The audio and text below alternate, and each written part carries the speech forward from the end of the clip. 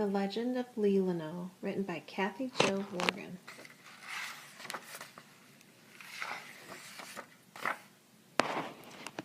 Long ago in a land of great lakes, there lived a maiden named Leelinau.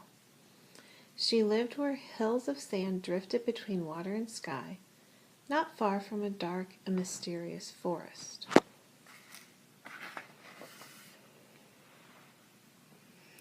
The forest was tangled with trees and vines, and it smelled rich like the earth. Leelinau's grandparents and their grandparents before them always knew of this place as the Spirit Wood. Although it was beautiful, most people were afraid to enter the Spirit Wood because of the Puckwood Jinnies who lived there.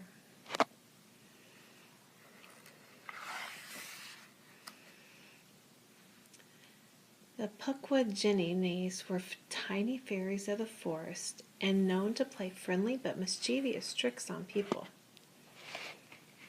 These fairies were rarely seen by others because they could vanish behind trees whenever they wanted to. Still, everyone knew they were real because the sound of their laughter would float through the air like bells being tossed in the wind, and then always, as fast as it came, it would be gone.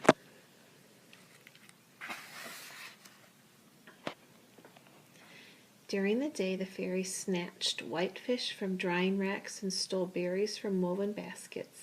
They took feathers from the headbands of sleeping men and hid canoe paddles high up in the trees. At night, when the village was asleep, they skipped through the Spirit Wood and went to the Great Lake. Here, as the moon cast silver shine upon the shore, the fairies rode upon the backs of bears and danced merrily upon the sand. When they were satisfied with their fun, they crept back into the Spirit Wood to sleep in the antlers of a resting deer.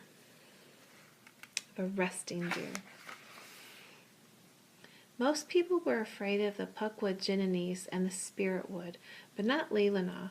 She loved the Spirit Wood more than anything else and was drawn to its most hidden places, always searching for the longest paths to follow.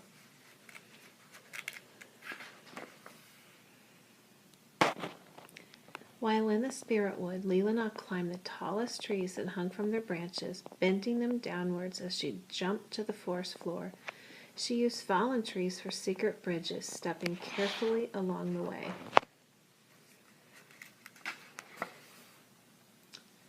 Leelinau gave her animal friends necklaces made from colorful seeds and played hide-and-seek with the red fox.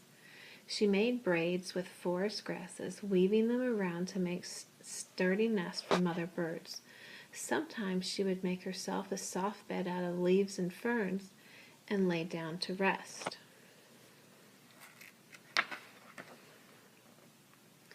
One day, when Leelinau returned home from the Spirit Wood, her mother and father said, "Leelinau, you must not go into the Spirit Wood. The Puckwood Jinnies live there, and they are full of mischief. They will be sure to cast a spell and carry you away for good." Leelinau did not look at her mother and father. She did not like what they were saying.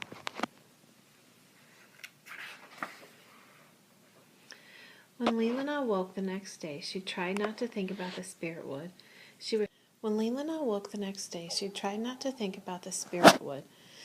was forbidden to go there, yet she could not resist the longing that seemed to pull her there. Leelinau walked quietly to the edge of the forest. Before she knew it, she was running as fast as she could. It did not take long to forget about her parents and their warning.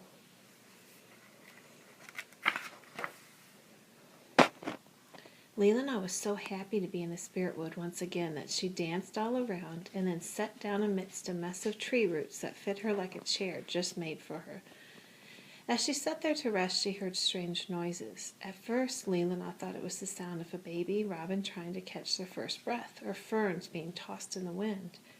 As she listened, leaves began to rustle and tree branches started to shake.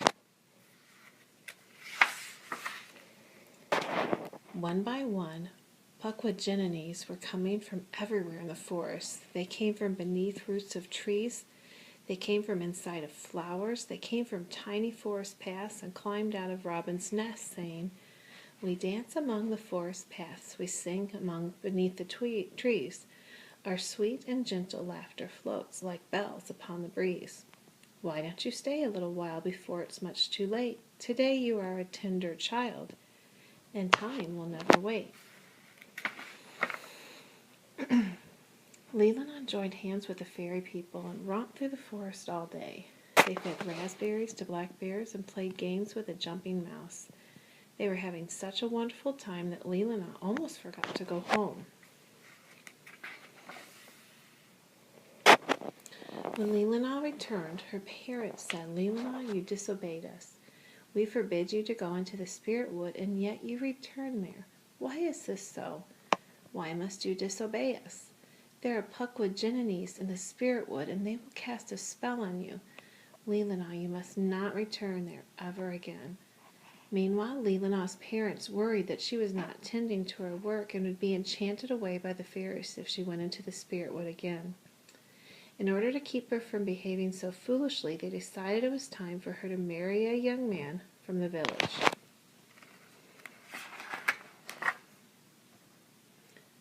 Leelinau did not want to be married. She did not want to grow up so soon. When her parents told her she would be happy with her new husband, she did not believe them. Leelinau smiled softly, but the smile was only pretend. On her wedding day, the women of the village prepared Leelinau for the ceremony. Her dress was white with tender pink beads, and she wore a crown of twigs and flowers in her hair. She held tassels of pine in her hands and was the most beautiful bride anyone had ever seen. Moments before the wedding, Leelinau went to her father and pleaded, "Oh, dear father, before I'm married, may I walk through the spirit woods one last time?" Leelinau's father did not think this was a good idea, but Leelinau drew her chin down and looked sweet, and he could not resist his lovely daughter. When no one was looking, Leelinau vanished into the spirit wood, and she skipped along. Her heart felt lighter. When she reached the center of the forest, the Puckwood Jininees were there, and they said, "Come dance among the forest paths, come sing among the trees. Come let your gentle laughter float like bells upon the breeze. Please say that you will stay with us before it's much too late. To live forever as a child, while life beyond must wait." Leelinau wanted to stay a little girl forever, but she knew it would not be easy. It would not be long before someone came searching for her. Leelinau did not know what to do. Back at the village, the wedding ceremony was ready to begin, but Leelinau was nowhere to be found. Leelinau's family and the rest of the village waited quietly. They waited so long that hot flames of the wedding fire turned to cool white ashes. Leelinau's parents lowered their heads with sadness. They were sorry they wished for their daughter to grow up so soon. Now their only wish was to have her back for one more day.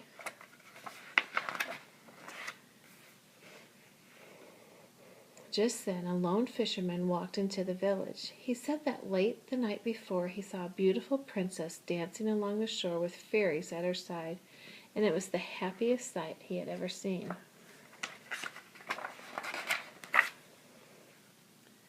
And there, as the fisherman was speaking, the sound of silver bells filled the air, surrounding everyone with music and a young girl's voice.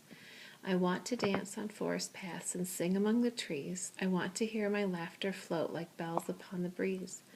So I must go away from here. There is no time to wait. To live where I'll remain a child before it's much too late. For childhood passes much too fast. It never lingers on. Just like the sound of lovely bells. It comes and then it's gone." Right then, everyone knew Leelinau chose to run away with the Puckwood Jininees and remain a little girl forever. They understood that childhood was like the laughter of fairies, filling your heart with the sound of a million bells, and that as fast as it comes, it's gone. Some people say that Leelinau and the fairies traveled to the evening star, and some people believe they went to the happy land. But most of us know they chose to live in a land not far from the spirit wood, where wind-swept shores and groves of pine cast enchantment upon everyone who goes there. Many years ago, when explorer Henry Rowe Schoolcraft set out to name this place, he called it Leelinau, perhaps naming it for the lovely girl that had enchanted him in the story long before. Today, this magical place is known as Leelinau, The land of delight, where all who believe in the maiden Leelinau will feel her words and laughter forever. I dance among the forest paths. I sing among the trees. I let my gentle laughter float like bells upon the breeze. So hold the secret in your heart before it's much too late. Children are the truest joy, and time will never wait. For childhood passes much too fast, it never lingers on.